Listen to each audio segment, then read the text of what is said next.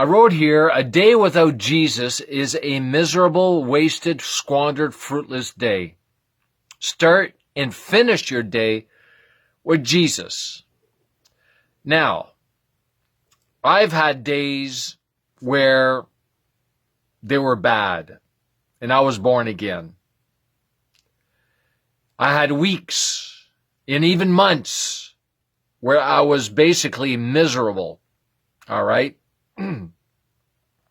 Not because I was in sin, not because I was basically doing the wrong things, but because I did not know how to walk in the joy of the Lord.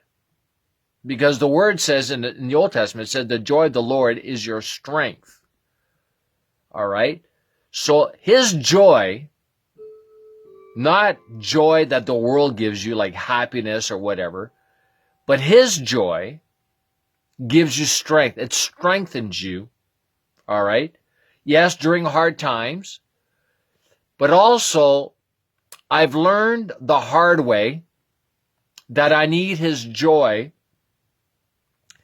during the process of transforming, or the process of doing what is needed to transform my soul into his image, so that my mind, the process of mind renewal, that's what it says in Romans 12, don't be conformed to this world, but be ye transformed by the renewing of the mind. So the more you renew your mind with the word, the more not only your mind, but your soul will undergo a transformation. Now, when God gives you promises, I didn't know what to do with the promises when God began to give me promises. God began to give me dreams, visions, because I was spending a lot of time with him. I was praying a lot, in the Word a lot, studying. And he was speaking to me, and it was kind of frustrating me because I didn't know how to make his promises come to pass. I didn't know how. I didn't know anything about faith. I didn't learn. I heard about faith. I heard preachers on television teaching on faith, preaching on faith, whatever. But I had never really grasped the whole process of building faith to walk by faith so that God could bring his promises to pass in your life. And that's a process. And also your transformation into his image, regarding your character, regarding you being qualified and fit for the promises, so that when that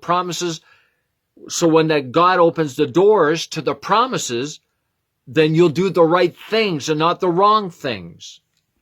So I was aware of preparation time. I guess I knew to some degree that I knew that the promises weren't going to happen overnight. But at the same time, there are times where I was miserable. I really was. And I think there's a lot of people, they're in that place. It's not a good place to be. But the problem with all of this is that because we're not taught how to walk by faith instead of walking by sight. So I was walking by sight. And everything that surrounded me, it just bugged me. It bothered me. Because I knew that God had some plan for me, especially when he gave me missionary enterprises. Well, that made things worse. It made things better. It confirmed a lot of things, but now it's like, well, how do I make this happen? This missionary enterprise. What do I do? Like, I was trying to perform it. I was trying to figure out how to perform it. No, that's not up to me. That's up to him. He's the performer of the word. He's the performer of his promises. So now I've got joy. Now this is years ago, but now I know how to get hold of joy. which strengthens you, but also his peace, which surpasses all understanding. So you can have everything around you going bad, but as long as you're in the Word, as long as you're living right, you're doing the right things, you're doing what he told you to do, you know that eventually things will change in your favor. They will change according to his will, but they will change according to the promises that he's given you. So I hope this is helping some people. Shalom and amen.